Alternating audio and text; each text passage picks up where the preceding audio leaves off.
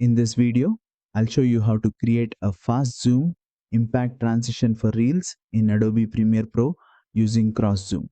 This transition creates a powerful zoom effect between your clips, making the scene change feel fast, energetic, and impactful. It works great for Reels, TikToks, sports edits, and high energy videos. Let's get started. First, place your two clips on the timeline and make sure they touch at the cut point where you want the transition. Now, go to the effects panel, search for cross zoom. Once you find it, drag and drop it between your clips. Now select the transition and open effect controls. Here are the most important settings. Zoom amount controls how strong the zoom effect looks. Zoom direction controls the direction of the zoom movement.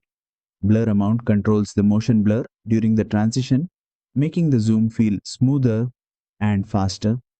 Exposure adjusts the brightness during the zoom effect.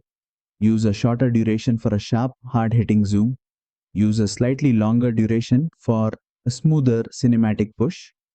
For best results, sync the zoom impact with a beat drop or strong sound effect, and that's it.